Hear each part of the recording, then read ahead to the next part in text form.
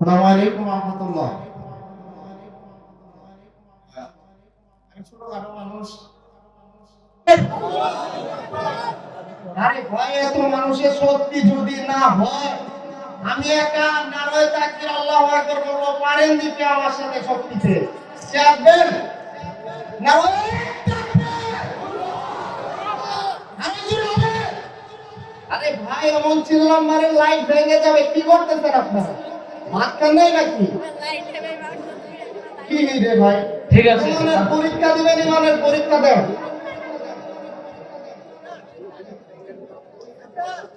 শুনেন, ছোট মানুষ এই কথাগুলো বলতেছে এই কারণে, ইমান আমারও আছে, আমিও মুসলমান।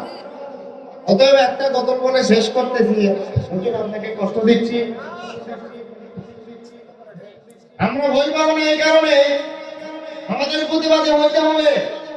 কোন মেয়েকে যদি ধর্ষিত দেখি, তাকে এই দেশে থাকতে দেওয়া যাবে না।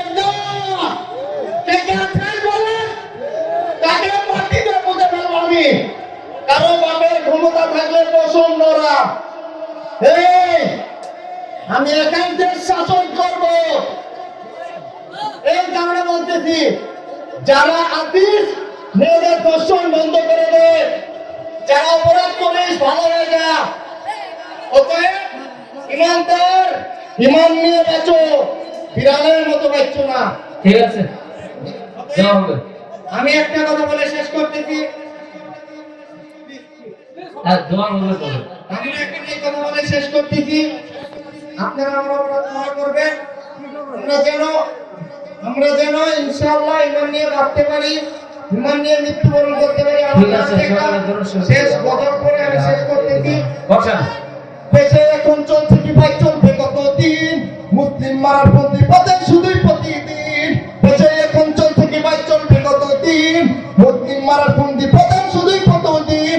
রক্ত নদী ভাসিয়ে দিতে ভাষায় নদের বেলা, কাটাকাটি মারামারি হয়েছে তাদের খেলা। ঠিক আছে ভাই, সাউন্ড নাই। ঠিক আছে, আচ্ছা, মাশাআল্লাহ। إن الحمد لله حمدا يليق بجلاله وكماله وسبحانه وتعالى له الحمد في الأولى والآخرة وهو على كل شيء قدير ونشهد أن لا إله إلا الله وحده لا شريك له ونشهد أن سيدنا وسندنا وحبيبنا وطبيب قلوبنا ومولانا محمدا عبده ورسوله الذي أرسله بالحق بشيرا ونذيرا وداعيا إلى الله بإذنه وسراجا وقمرا منيرا أعوذ بالله من الشيطان الرجيم بسم الله الرحمن الرحيم إن الله يأمر بالعدل والإحسان وإيتاء ذي القربى وينهى عن الفحشاء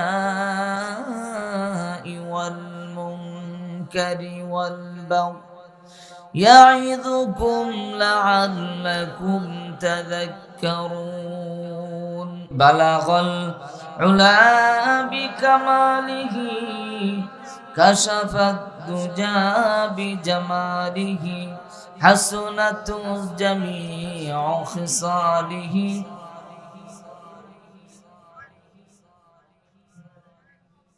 روح حسن مصطفى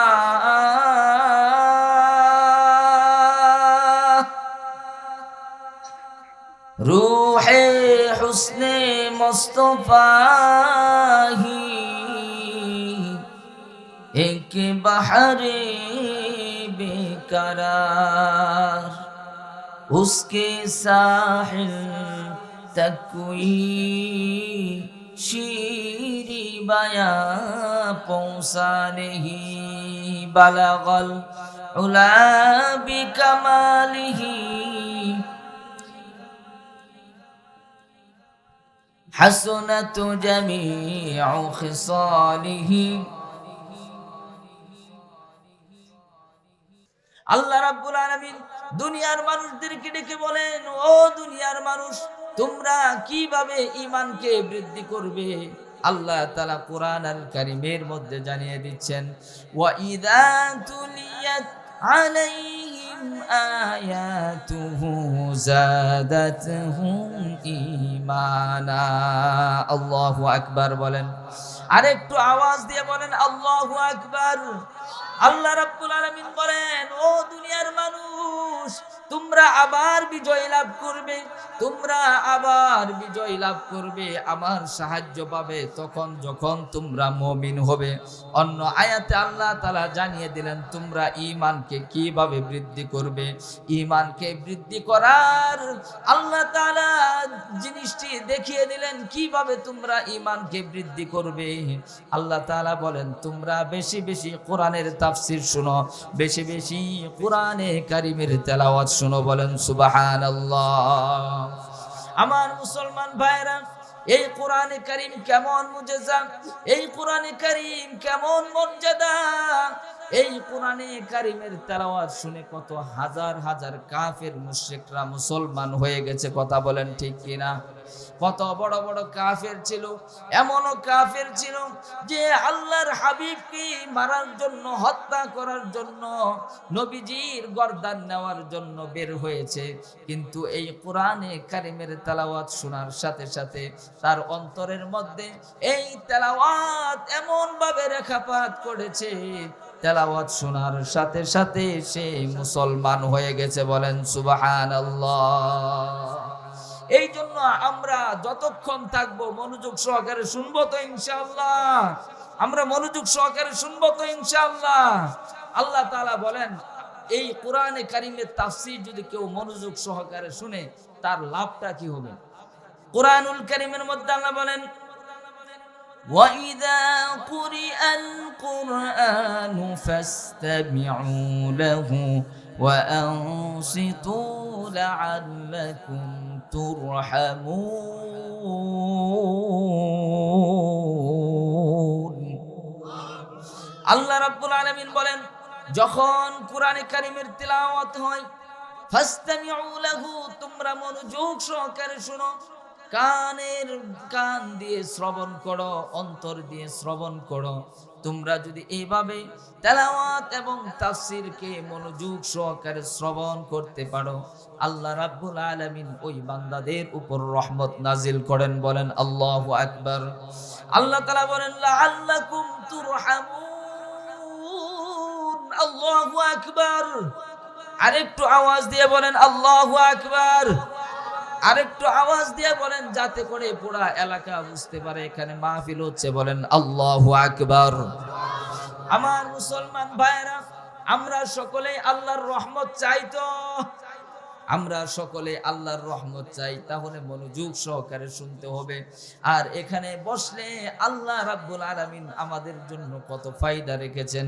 আল্লাহর হাবিব বলেন, নাযালাত আলাইহিমুস সাকিনাহ, তোমরা কোরআনের মাজলিসে যতক্ষণ বসে থাকবে আল্লাহ রাব্বুল আলামিন বান্দাদের উপর সকিনা নাজিল করেন, বলেন সুবহানাল্লাহ।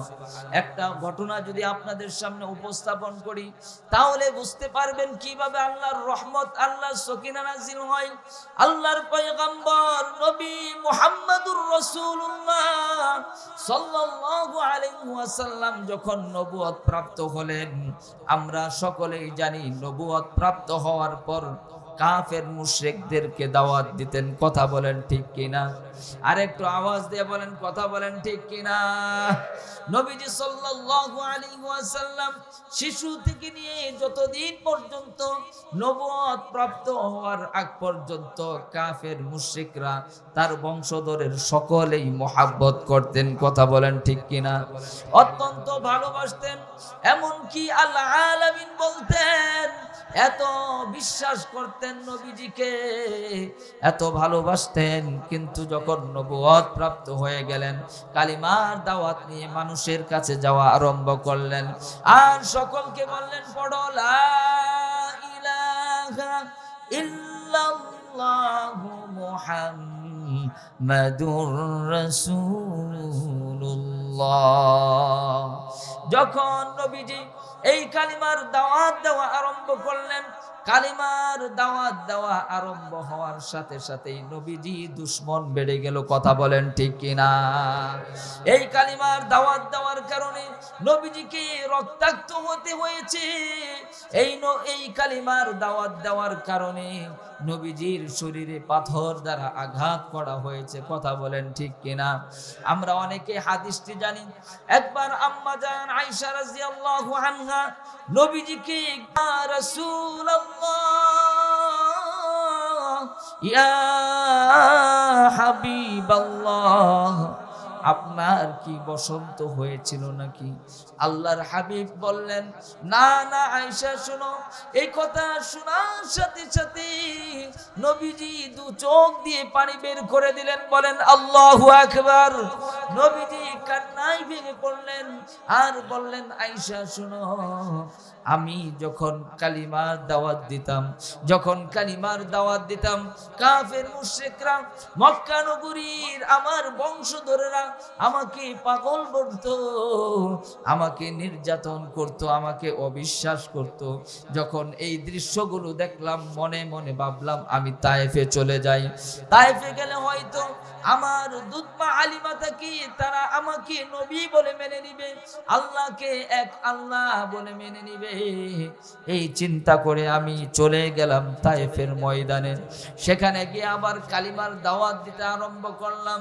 কিন্তু না না না, কেউ আমাকে বিশ্বাস করলো না, কেউ আমাকে ভালোবাসলো না। তায়েফের নেতারা আমার পিছনে যুবকদেরকে লেলিয়ে দিলেন। পড়েন নাউজুবিল্লাহ। আল্লাহর হাবিবকে বলতে হলো, তোমরা সকলেই পাগল বলবে।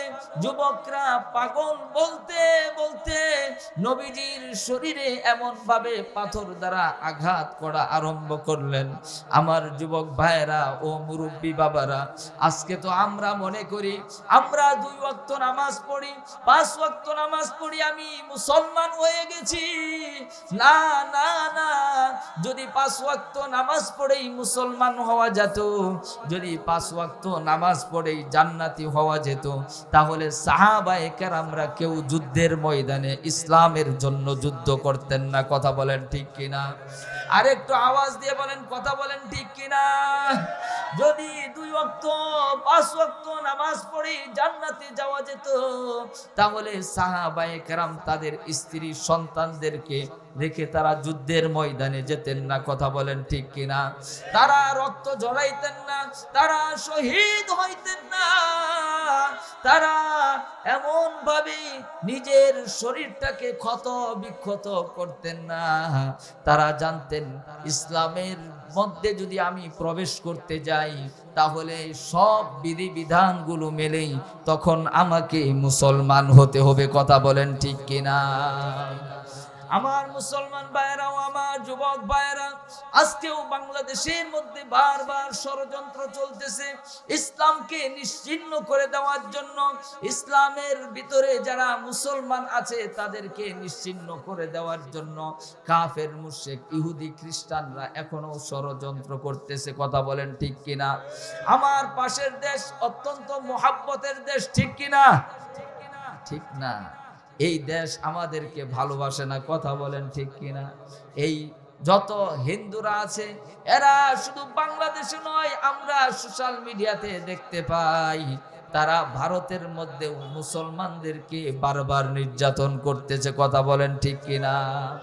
আমরা তো এমনও দৃশ্য দেখতে পাই যখন ভারতের মুসলমানরা নামাজে দাঁড়িয়েছে আর নামাজের মধ্যে এসে পুলিশে লাঠি চার্জ করতেছে, তাদেরকে বারবার নির্যাতন করতেছে।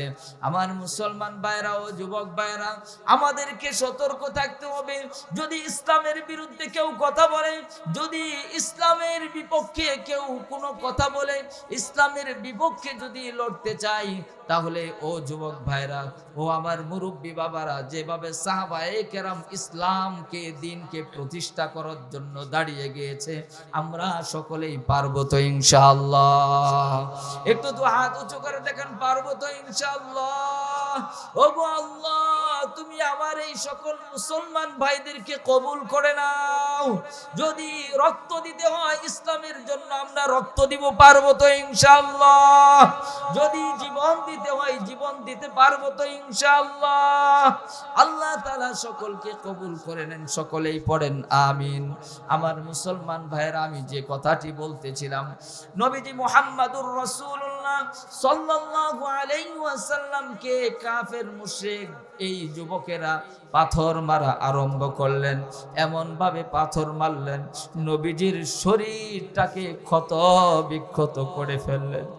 আমার ভাইরা, আমার নবীজির সৌন্দর্যের মতো পৃথিবীতে আর কোন সৌন্দর্য আছে? আর কোন সৌন্দর্য নাই। আল্লাহর হাবিবকে এত সুন্দর করে আল্লাহ তাআলা বানাইছেন, এমন সুন্দর শরীরের ভিতরে এই কাফের মুশরিকরা পাথর মেরে মেরে ক্ষত বিক্ষত করে ফেলেছে।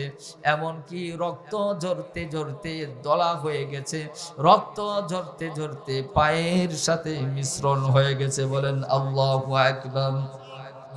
এবার আম্মা জান আয়েশাকে বললেন, হে আয়েশা শোনো, আমি যখন তাইফে গেলাম কালিমা দাওয়াত দেওয়ার জন্য, এইভাবে আমাকে নির্যাতন করা হয়েছে। এগুলো কোনো বসন্তের দাগ নয়, এগুলো হচ্ছে ওই কাফের মুশরিকদের পাথরের ক্ষত বিক্ষতের দাগ। বলেন আল্লাহু আকবার। আমার মুসলমান ভাইরা, এই জন্য আল্লাহর নবী বিশ্ব নবী জনাবে মুহাম্মাদুর রাসূলুল্লাহ সাল্লাল্লাহু আলাইহি ওয়াসাল্লামকে পরবর্তীতে মা খাদিজাতুল কুবরা রাদিয়াল্লাহু আনহা বিবাহ করলেন। বিবাহ বন্ধনে আবদ্ধ হলেন এবং নবীজিকে এত ভালোবাসতেন, এত মহব্বত করতেন। ও আমার মা বোনেরা, পর্দার অন্তরালে আমার মা বোনেরা, আপনারাও শুনতেছেন, একটু চিন্তা করে দেখেন, আল্লাহর হাবিব নবী মুহাম্মাদুর রাসূলুল্লাহ সাল্লাল্লাহু আলাইহি ওয়াসাল্লাম কি মা খাদিজাতুল কুবরা রাদিয়াল্লাহু আনহা কেমন ভালোবাসতেন, কেমন মহব্বত করতেন। আল্লাহর নবী যদি কোথাও যেতেন, মা খাদিজাতুল কুবরা রাদিয়াল্লাহু আনহা সারা রাতের মধ্যে একটা বারের জন্য ঘুমাতেন না। বলেন আল্লাহু আকবার। যতক্ষণ পর্যন্ত বাইরে থাকতেন ততক্ষণ পর্যন্ত মা খাদিজা দরজায় দাঁড়িয়ে থাকতেন। বলেন আল্লাহু আকবার। আর একটু আওয়াজ দিয়ে বলা যাবে না আল্লাহু আকবার? কেমন মহব্বত করতেন, কেমন ভালোবাসতেন। আল্লাহর হাবিব দু চোখের আড়াল হতে পারতেন না, এত ভালোবাসতেন। আজকে তো আমাদের বোনদের এমন অবস্থা, আমাদের মাদের এমন অবস্থা, স্বামীর খেদমত বুঝে না। কথা বলেন ঠিক কিনা? অনেক স্বামীরা আছে রাতের বেলা ব্যবসা বাণিজ্য করে সারাদিন পরিশ্রম করে ঘরে আসে, আসার পর স্ত্রীটাকে ডেকে বলে, বাটটা বেড়ে খেয়ে নাও। আছে না নাই? আরেকটু আওয়াজ দিয়ে বলেন আছে না নাই? ও আমার মা বোনেরা, আপনার আপনাদেরকে আমি এখান থেকে একটা মেসেজ দিয়ে যেতে চাই, মা বোনেরা, স্বামীর খেদমত না করে কিন্তু আপনি জান্নাতে যেতে পারবেন না। স্বামীর খেদমত না করে আপনি জান্নাতে যেতে পারবেন না। স্বামীর মর্যাদা একজন স্ত্রীর কাছে কেমন, আল্লাহর হাবিব নবী মুহাম্মদুর রাসূলুল্লাহ সাল্লাল্লাহু আলাইহি ওয়াসাল্লাম বলেছেন, আমি যদি কাউকে সেজদা দেওয়ার জন্য বলতাম, তাহলে আমি স্ত্রীকে বলতাম তুমি তোমার স্বামীকে খেদমত করো। বলেন সুবহানাল্লাহ। আরেকটু আওয়াজ দিয়ে বলেন সুবহানাল্লাহ। ও আমার মা বোনেরা, আপনারা যদি ফাতেমা রাদিয়াল্লাহু আনহার সাথে জান্নাতে যেতে চান, তাহলে স্বামীর খেদমত করেই ফাতেমার সঙ্গী হতে হবে। কথা বলেন ঠিক কিনা? আপনি যদি আম্মাজান আয়েশার সাথে জান্নাতে যেতে চান, তাহলে স্বামীর খেদমত করেই আপনাকে জান্নাতে যেতে হবে। আমি যেই কথাটি বলতেছিলাম, আজ সমাজের মধ্যে আমার মা বোনেরা, আপনারা রাগ করবেন না, স্বামীদের কদর করা হয় না। আজকে স্ত্রীরা স্বামীদের কথা মানে না। আজকে স্ত্রীরা এমনও দেখা যায়, স্বামীর চেহারা দেখলে তাদের ভালো লাগে না। আছে না নাই? আমাদের বাংলাদেশের পরকীয়ার হার কমছে না বাড়ছে? আর একটু আওয়াজ দিয়ে বলেন, কমছে না বাড়ছে? এর একটি বড় কারণ হলো আমাদের মা বোনদের ভিতরে ইসলামের শিক্ষা না থাকার কারণে, ইসলামী বুঝ না থাকার কারণে আজকে দুনিয়ার মধ্যে, বিশেষ করে বাংলাদেশের মধ্যেও পরকীয়ার হার বেড়ে যাচ্ছে। কথা বলেন ঠিক কিনা? যদি স্বামী বলে তুমি এদিকে যাও, স্ত্রী যায় অন্যদিকে। আসে না নাই? যদি বলে সামনের দিকে যাও, যায় পিছনের দিকে। কারণ ইসলামী শিক্ষা তাদের ভিতরে না থাকার কারণে, নবীজির হাদিস না বুঝার কারণে তাদের আর এই অবস্থা। অথচ আল্লাহর হাবিব, ও আমার মা বোনেরা তোমরা শুনে রাখো, আল্লাহর হাবিব নবী মুহাম্মদুর রাসূলুল্লাহ সাল্লাল্লাহু আলাইহি ওয়াসাল্লাম বলেছেন, ও আমার বোনেরা, ও আমার মা বোনেরা, একজন পুরুষের জন্য জান্নাত পাওয়াটা খুব কঠিন, কিন্তু একজন নারীর জন্য খুব সহজ। এর মধ্যে 3টা কাজ যদি একজন নারী করতে পারে, তাহলে তার জন্য জান্নাতটা সহজ হয়ে যাবে। 1 নাম্বার হলো ঘরের মধ্যে 5 ওয়াক্ত নামাজ পড়া, 2 নাম্বার হলো পর্দার সাথে থাকা, 3 নাম্বার স্বামীর খেদমত করা। এই 3টা কাজ যদি মহিলারা, আমার মা বোনেরা, আপনারা করতে পারেন, পুরুষের আগে আপনারা অতি দ্রুত জান্নাতে চলে যাবেন। বলেন সুবহানাল্লাহ। আমার মুসলমান ভাইরা, ও আমার যুবক ভাইরা, ও আমার মা বোনেরা, একটু দিল দিয়ে কথাগুলো বোঝার চেষ্টা করবেন। আল্লাহর নবীর কন্যা মা ফাতেমা, হযরতে ফাতেমা রাদিয়াল্লাহু আনহা, তিনি কিভাবে জান্নাতের সর্দারিনী হলেন? আপনারা বলুন তো, নবীজির কন্যা ফাতেমা জান্নাতের সর্দারিনী কিনা? হযরতে ফাতেমা রাদিয়াল্লাহু আনহা, তিনি কিন্তু জান্নাতের সর্দারিনী হবেন। বলেন সুবহানাল্লাহ। আরেকটু আওয়াজ দিয়ে বলেন না সুবহানাল্লাহ। কি খারাপ লাগতেছে? খারাপ লাগতেছে? তাহলে আমরা শেষ পর্যন্ত থাকবো তো ইনশাআল্লাহ। আমি আমার মা বোনদেরকে শোনাইতেছি, একটু দিল দিয়ে বোঝার চেষ্টা করবেন। আমার অনেক মা বোনেরা একত্রে বসে আছেন, আলোচনাটা শুনতেছেন, একটু গভীর মনোযোগ দিয়ে কথাটা শুনবেন। হযরতে ফাতেমা রাদিয়াল্লাহু আনহা কেমনে জান্নাতের সর্দারিনী হয়েছেন? একবার হযরতে আলী রাদিয়াল্লাহু আনহু, তার স্বামী ঘুমিয়ে আছেন। এমন সময় ফাতেমাকে ডেকে বললেন, ও ফাতেমা, আমার জন্য 1 গ্লাস পানি নিয়ে এসো। এবার হযরতে ফাতেমা রাদিয়াল্লাহু আনহা, তিনি 1 গ্লাস পানি স্বামীর জন্য নিয়ে এসে দাঁড়ালেন। এসে দেখলেন হযরতে আলী রাদিয়াল্লাহু আনহু ঘুমিয়ে গেছেন। আমরা হলে কি করতাম? আচ্ছা, তিনি ঘুমিয়ে গেছেন, তাহলে আমিও ঘুমায় যাই। আছে না নাই? এমন অনেক দৃশ্য দেখা যায়। একটু কিছু কথা বললে, আমি শুয়ে আছি, তুমি যাই আনতে পারো না। কথা বলেন ঠিক কিনা? এমন ঘটনা আছে না নাই? এগুলো পরিহার করতে হবে। দেখেন, ফাতেমা রাদিয়াল্লাহু তাআলা আনহা, তিনি কিন্তু এমনি জান্নাতি। কথা বলেন ঠিক কিনা? এরপরেও কিন্তু কোনো সময় স্বামীর খেদমত করা ছেড়ে দেন নাই, স্বামীর সাথে কখনো রাগ করে নাই। আপনারা শুনলে অবাক হয়ে যাবেন, হযরতে ফাতেমা রাদিয়াল্লাহু তাআলা আনহা যখন নবীজি একটা বিবাহের সময় একটা কাপড় দিয়েছিলেন, এমনও দেখা গিয়েছে একদিকে টান দিলে আরেক দিকে দেখা যাইতো, এমন দৃশ্যও দেখা গিয়েছে। কাপড়গুলো ছিঁড়ে ছিঁড়ে গিয়েছে, এরপরেও নবীজির কাছে চাই নাই। শুধু তাই নয়, হযরতে আলী রাদিয়াল্লাহু আনহু তার স্বামী ছিলেন, তার কাছেও কখনো চাইতেন না। কারণ তিনি ভাবতেন, আমি যদি স্বামীর কাছে চাই, স্বামী যদি কষ্ট পায়, এই জন্য কখনো ফাতেমা আলী রাদিয়াল্লাহু আনহুর কাছে কখনো কাপড় চোপড় চাইতেন না, জামা কাপড় চাইতেন না। এমন তো ঘটনা আমরা শুনেছি, ইতিহাসের মধ্যে এসেছে, হাদিস শরীফের মধ্যে এসেছে। আল্লাহর নবী জনাবে মুহাম্মদুর রাসূলুল্লাহ সাল্লাল্লাহু আলাইহি ওয়াসাল্লাম এসে ফাতেমা রাদিয়াল্লাহু আনহার ঘরের মধ্যে টোকা দিয়েছেন, দরজার মধ্যে নক করেছেন। কিন্তু আল্লাহর হাবিব যখন দরজার মধ্যে এসে দাঁড়িয়েছেন, এটাই হওয়ার উচিত ছিল, নবীজি দরজায় নক করার সাথে সাথে দরজা খোলা। কথা বলেন ঠিক কিনা? দরজা খোলার কথা ছিল, কিন্তু খুলেন নাই। কেন? কারণ একটা কাপড় তারা দুজন গায়ে দিয়েছিলেন, হযরতে আলী এবং ফাতেমা। এত কষ্টের জীবন তিনি যাপন করেছেন, বলেন সুবহানাল্লাহ।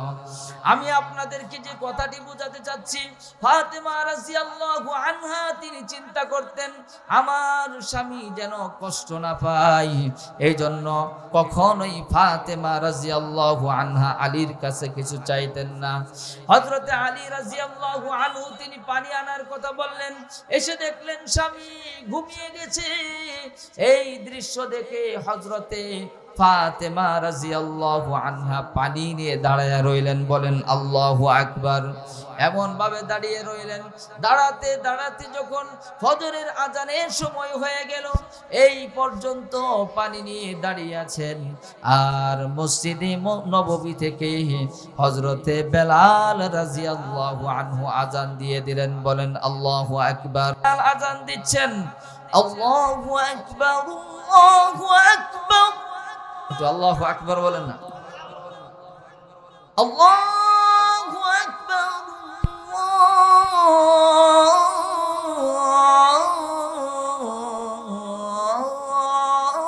আল্লাহু আকবার। এইভাবে হযরতে বেলাল রাদিয়াল্লাহু তাআলা আনহু আজান দিয়ে দিলেন। আজান দেওয়ার সাথে সাথে হযরতে আলী ঘুম থেকে জাগ্রত হয়ে গেলেন। ঘুম থেকে জাগ্রত হয়ে দেখলেন ফাতেমা রাদিয়াল্লাহু আনহা পানি নিয়ে দাঁড়িয়ে আছেন। জিজ্ঞাসা করলেন, হে ফাতেমা, তুমি কেন পানি নিয়ে দাঁড়িয়ে আছো? তখন ফাতেমা রাদিয়াল্লাহু আনহা বললেন, ওগো আমার প্রাণের স্বামী, আপনি আমার কাছে পানি চেয়েছিলেন, পানি এনে দেখি আপনি ঘুমিয়ে গেছেন।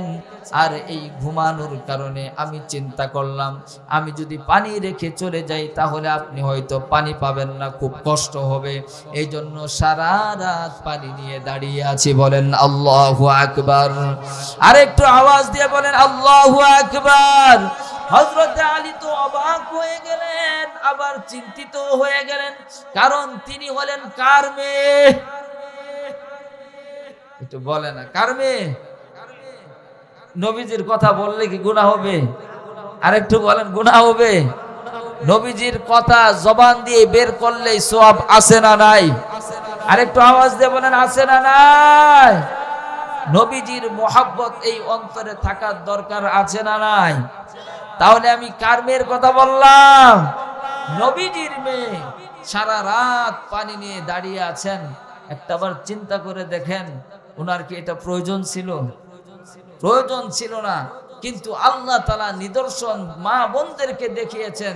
দেখো, নবীর মেয়ে হয়েও কতটুকু স্বামীর কদর করেছে, বলেন আল্লাহু আকবার। এবার হযরতে আলী রাদিয়াল্লাহু আনহু তিনি চিন্তায় পড়ে গেলেন, কারণ যদি আবার নবীজির কাছে এই অভিযোগ দেয় আমি সারা রাত দাঁড়িয়েছিলাম, নবীজি কষ্ট পাবে কি পাবে না? কারণ কন্যা তো, ঠিক কিনা? সন্তানের মোহাব্বত এটা সব বাবা মায়েরই আছে না নাই? নবীজি অত্যন্ত ভালোবাসতেন হযরতে ফাতেমা রাদিয়াল্লাহু আনহাকে। যখন নবীজি দাওয়াত দিতে যেতেন, কোন সফরে যেতেন, সর্বপ্রথম হযরতে ফাতেমা রাদিয়াল্লাহু আনহার ঘরে আসতেন এবং ফাতেমা রাদিয়াল্লাহু আনহার কাছ থেকে অনুমতি নিয়ে পরে ঘর থেকে বের হতেন। বলেন সুবহানাল্লাহ। এই জন্য আমার ভাইরা, এখানে আমাদের যারা মা বাবা আছেন, আমাদের পিতা মাতারা আছেন, আমরা তো আজকে সমাজের মধ্যে মেয়েদেরকে মূল্যায়ন করতে চাই না, আছে না নাই? যা জমি আছে, যা সম্পদ আছে, সব ছেলে করে, মেয়েদের কোনো সম্পদ নাই, এরকম মন মানসিকতা আমাদের আছে না নাই? একটু কথা বলেন। আল্লাহর কসম করে বলি, আপনি যদি মেয়ে এবং ছেলে উভয়টা সমান সমান, অর্থাৎ যার যতটুক সম্পদ আছে এগুলো যদি বুঝিয়ে না দেন, তাহলে কাল কিয়ামতের কঠিন ময়দানে আল্লাহর কাছে জবাব দিতে হবে। কথা বলেন ঠিক কিনা? আমার মুসলমান ভাইরা, আমি আপনাদের সামনে এমনই একটা আয়াতে কারিমা তেলাওয়াত করছি ইনসাফ সম্পর্কে। কি সম্পর্কে? একটু কথা বলেন। আমি কিন্তু আলোচনা শুরু করতেছি আর আপনারা চলে যাচ্ছেন। হ্যাঁ, ইনসাফ সম্পর্কে। কি সম্পর্কে? আর আমি আপনাদের সামনে যে আয়াতে কারিমা তেলাওয়াত করেছি, এই আয়াতটি এমন একটি আয়াত, আমরা মুখস্থ না জানলেও আমরা সকলেই অনুধাবন করতে পারি। কারণ হচ্ছে এই আয়াতটি আমরা প্রত্যেক সপ্তাহে প্রত্যেক জুমাতে শুনি। বলেন আল্লাহু আকবার। আয়াতটি কি? আল্লাহ তাআলা বলেন, ইন্নাল্লাহা ইয়া'মুরু বিল আদলি ওয়াল ইহসান।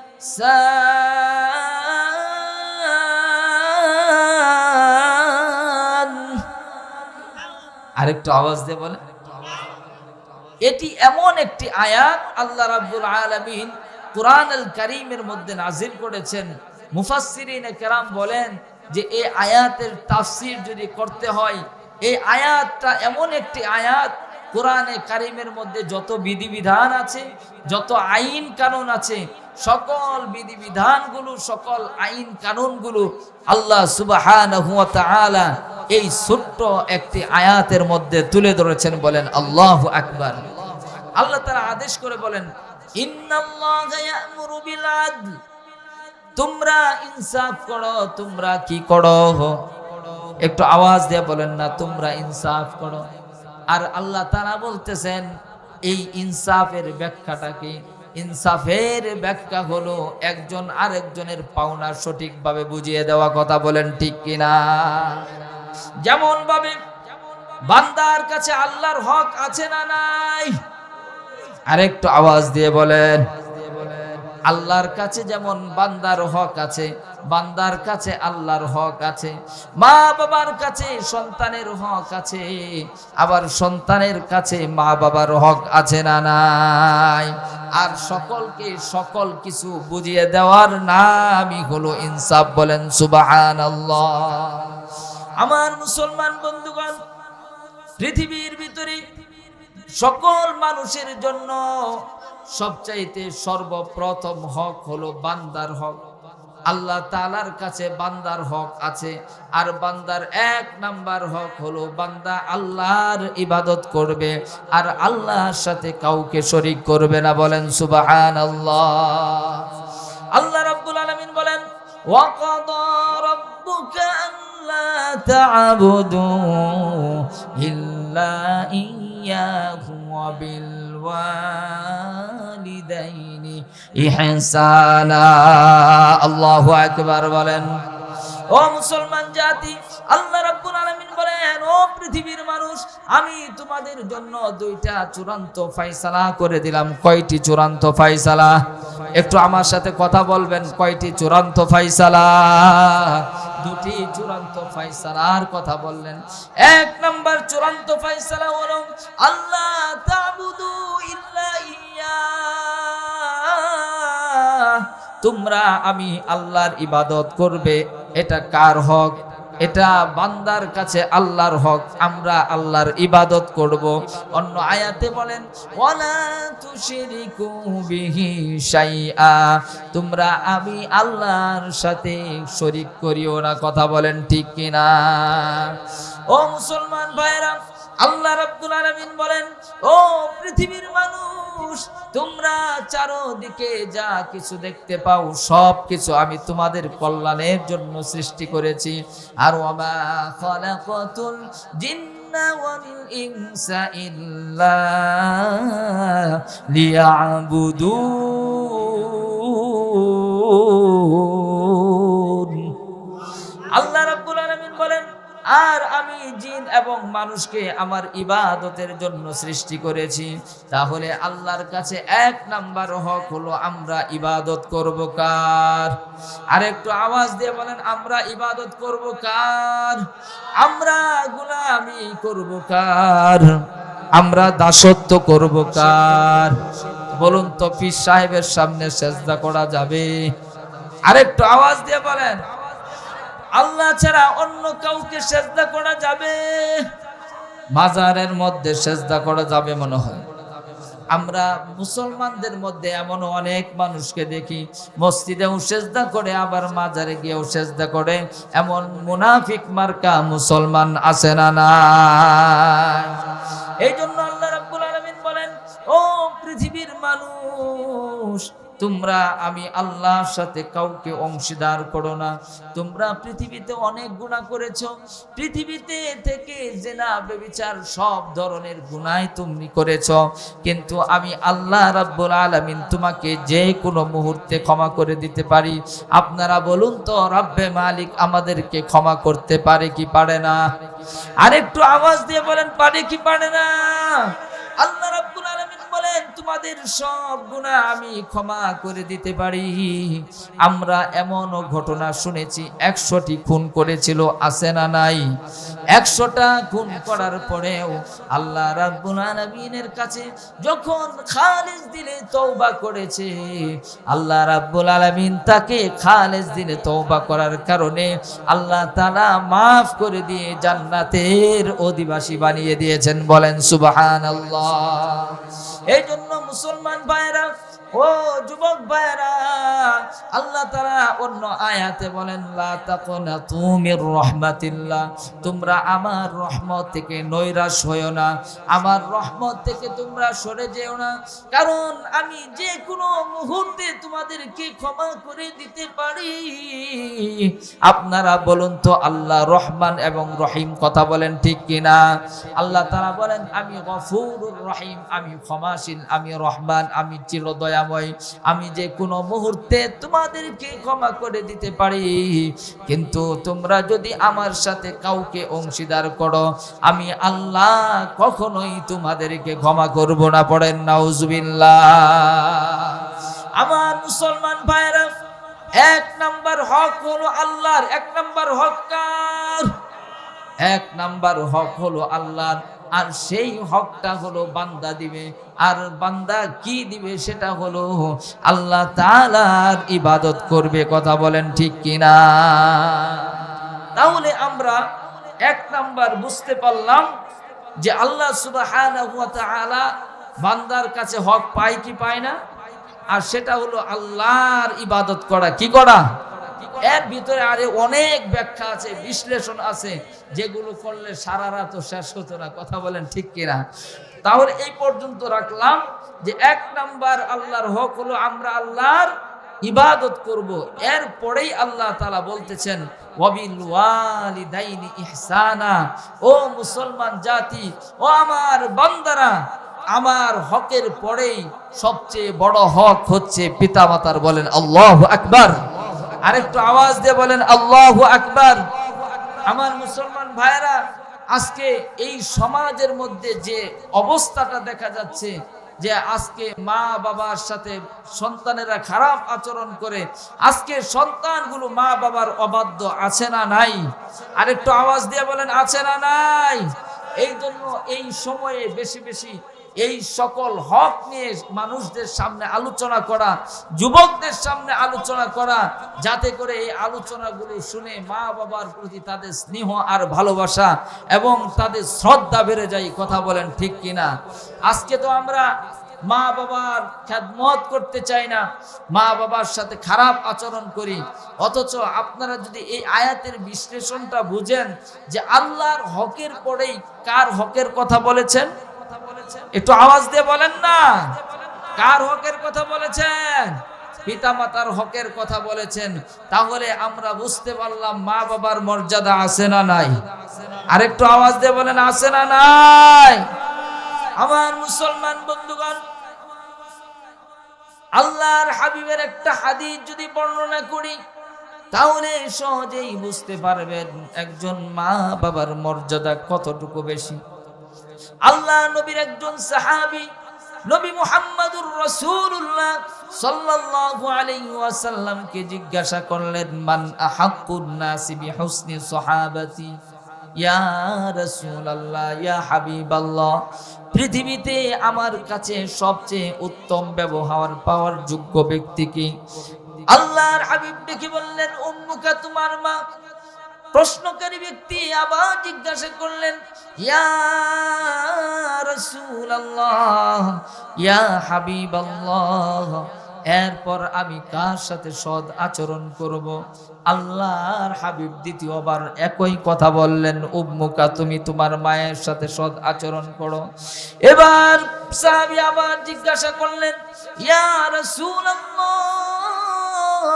ইয়া হাবিবাল্লাহ, এরপর আমি কার সাথে সৎ আচরণ করব? তৃতীয়বার নবীজি একই উত্তর দিলেন, উম্মুকা, তুমি তোমার মায়ের সাথে ভালো আচরণ করো। বলেন সুবহানাল্লাহ। আমার মুসলমান ভাইরা, আপনারা বলুন তো, মায়ের মর্যাদা আছে না নাই? আল্লাহর হাবিব মায়ের মর্যাদার কথা কয়বার বললেন? একটু আওয়াজ দিয়ে বলেন না, কয়বার বললেন? আল্লাহর হাবিব মায়ের মর্যাদার কথা কেন 3 বার বললেন? এর একটি বড় কারণ হলো আল্লাহ রাব্বুল আলামিন কোরআন আল কারীমের মধ্যে জানিয়ে দিয়েছেন, ও পৃথিবীর যুবকেরা, ও পৃথিবীর সন্তানেরা, শুনো, মা পৃথিবীতে এমন 3টা কষ্ট করে যেই কষ্ট পৃথিবীর আর কেউ করে না। বলেন আল্লাহু আকবার।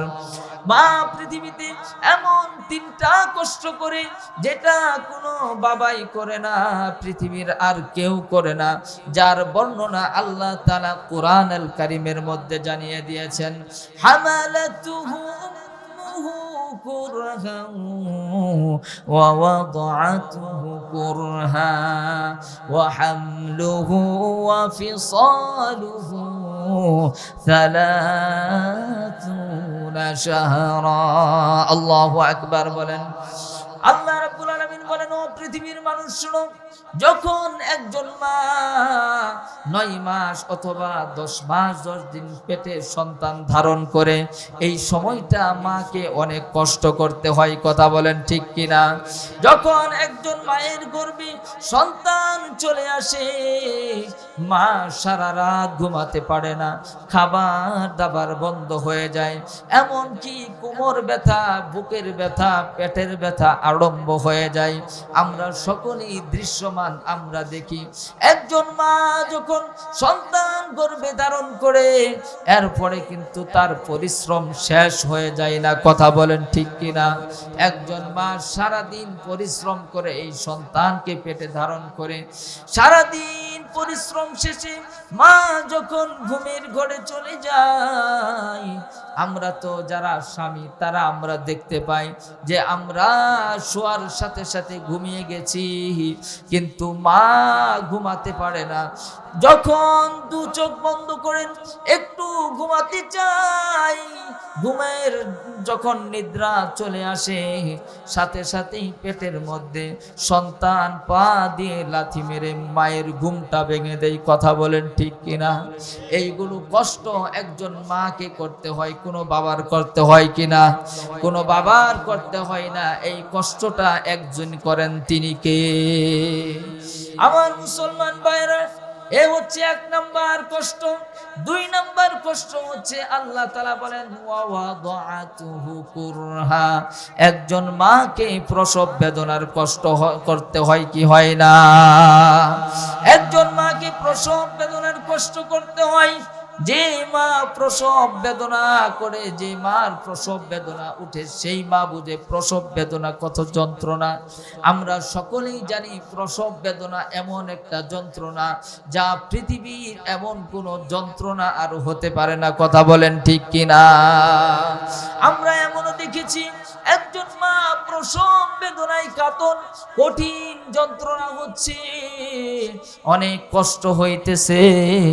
এমন সময় মাকে কাছে থেকে ডেকে বলে, ওগো মা, আমি মনে হয় আর বাঁচবো না, আমি মনে হয় আর পৃথিবীতে থাকবো না, আমি যদি দুনিয়া থেকে বিদায় নিয়ে চলে যাই তাহলে আমার সন্তানটাকে দেখে রেখো।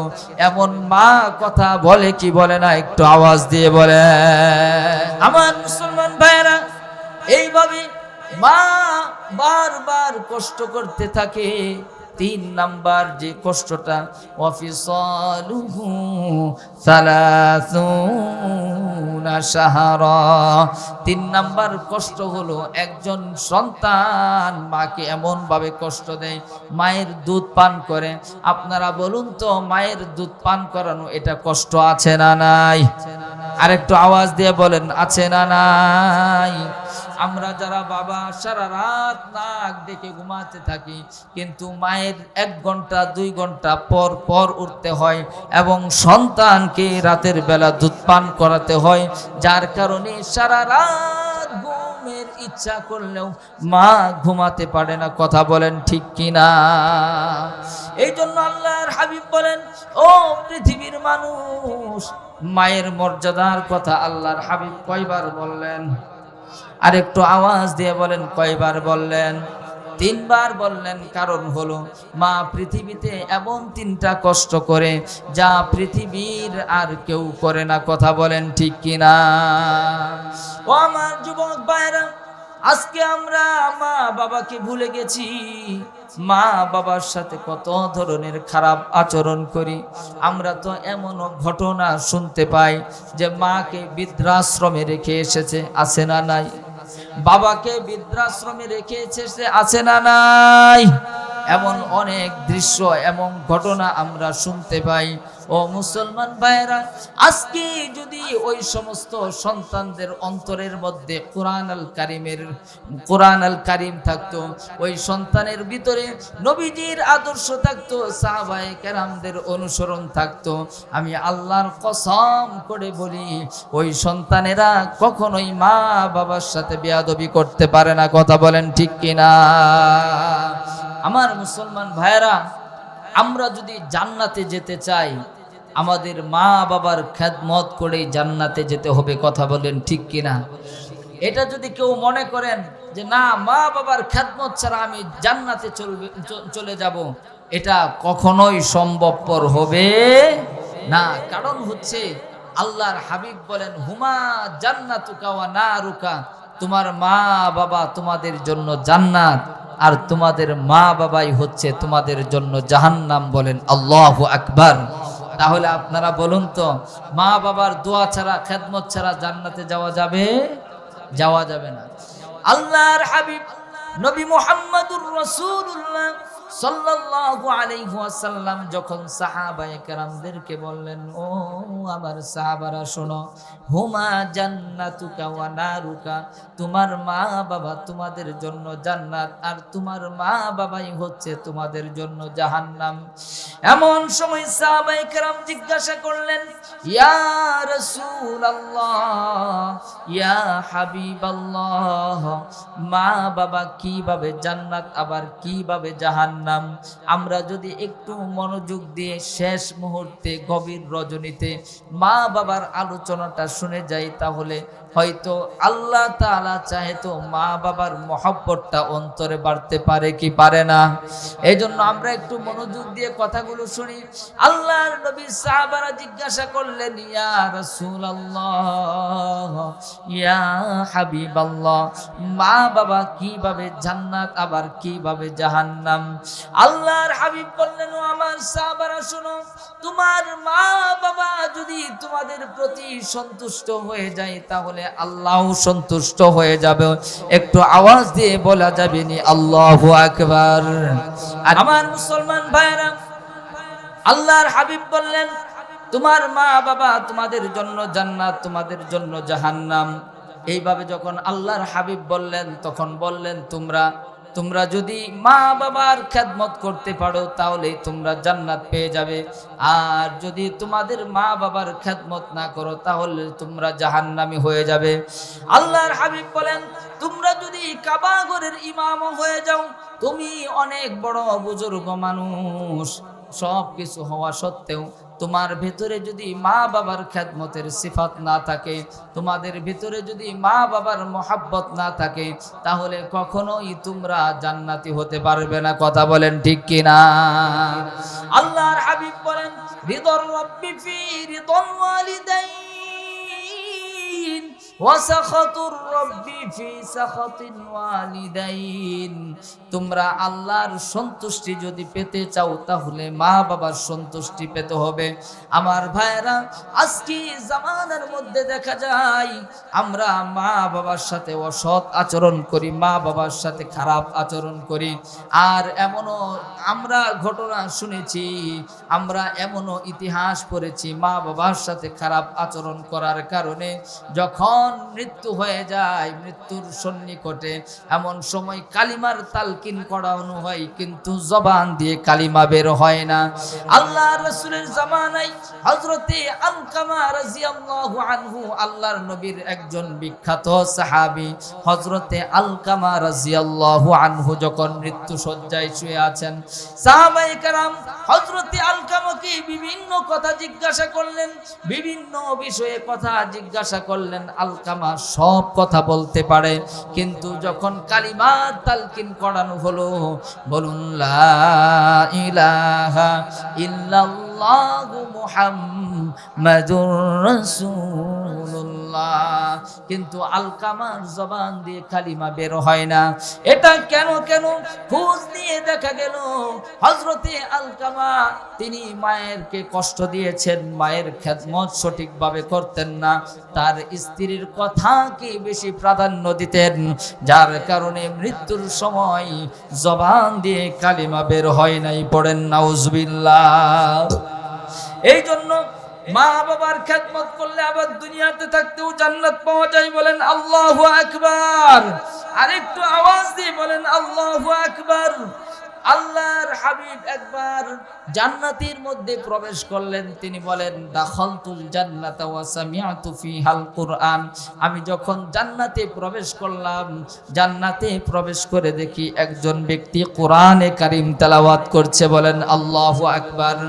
এই ঘটনাটা থেকে আপনারা বুঝতে পারবেন মা বাবার খেদমত করলে আল্লাহ তাআলা একজন সন্তানকে কত মর্যাদা দান করেন, একজন সন্তানকে আল্লাহ তাআলা কতটা মহব্বত করেন।